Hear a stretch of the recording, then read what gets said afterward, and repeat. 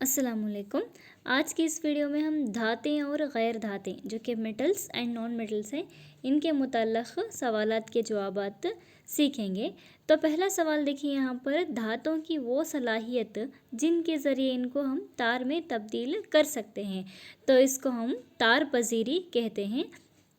तो धातों की तिबी खुसूसियात में आप पढ़ चुके हैं। इस खुसूसियत को या फिर हम इस खासियत को हम वो बरक़ी तार बनाने में या फिर ज़ेवरात बनाने में इस्तेमाल करते हैं।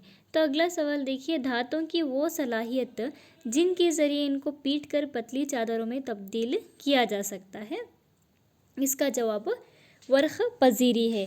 तो आपने देखा होगा मिठाइयों के ऊपर जो धातों के महंगी मिठाइयों के ऊपर सोने और चांदी के वर्क पाए जाते हैं, या फिर चॉकलेट के रैपर जो होते हैं, इनमें सब आप वर्क पजीर खुसूसियात को देख सकते हैं। तो अगला सवाल, बरक़ी तारों पर पीवीसी या रबर जैसी किसी चीज़ की परत चढ़ाई जाती है, क्यों? यहाँ पर पीवीसी का मतलब पॉलीविनाइल क्लोराइड है, तो या फिर रबर, इनकी परत क्यों चढ़ाई जाती है? क्योंकि खाजिज़ मतलब इंसुलेशन फ्राहम करते हैं।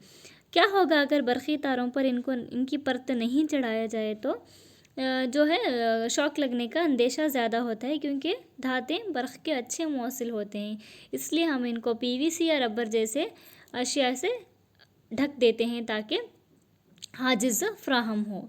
अगला सवाल देखिए, धातों की वो खुसूसियात जिनकी बिना पर चंद धातों से हम स्कूल की घंटियाँ बनाते हैं या फिर मंदिर की घंटियाँ बनाते हैं, ये खुसूसियत जो है मसूत।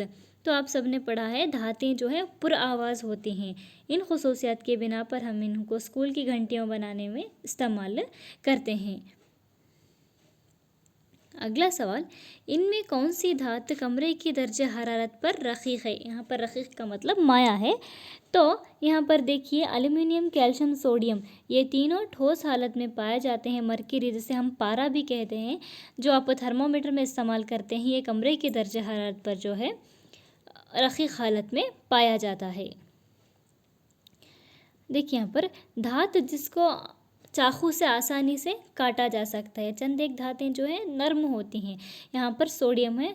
अगर आपको सोडियम ऑप्शंस में सोडियम नहीं मिला तो सोडियम की जगह आप कैल्शियम भी लिख सकते हैं। सोडियम और कैल्शियम दोनों ऐसे नर्म धातें हैं जिनको आसानी से हम चाकू की मदद से काट सकते हैं। अगला सवाल, धात जो हरारत का या फिर हरारत की अच्छी मौसिल है। यहाँ पर देखिए, सोना और चांदी दिया गया है। अगर सोना और चांदी ऑप्शन नहीं है तो यहाँ पर तीन धातें जो हैं वो हरारत के अच्छे मौसिल हैं। उसमें सोना, तांबा और चांदी। तांबा भी हरारत का एक अच्छा मौसिल है। तो जैसा कि यहाँ पर देखिए, आपको सबसे मुनासिब जो आप चुनकर लिखना है, यहाँ पर तांबा एक ऑप्शन है।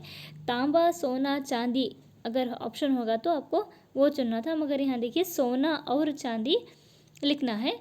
तो धातें जो तीन धातें जो हरारत के अच्छे मौसिल हैं वो सोना, चांदी और तांबा हैं। तो अगला सवाल देखिए, यहाँ पर धात जो हरारत का कमज़ोर मौसिल है वो है मरकरी और लेड। ये दोनों धातें जो हैं हरारत के कमज़ोर मौसिल हैं। अगला सवाल, धात जिनकी नक़्ते गदाख़त काफ़ी कम है, जो हथेली पर रखने पर पिघल जाते हैं, ये दो धातें गैलियम और सीज़ियम, ये दोनों धातें इनका नक़्ते गदाख़त कम होने की वजह से हमारे जिस्म के दर्जे हरारत यानी हथेली पर रखने से पिघल जाती हैं।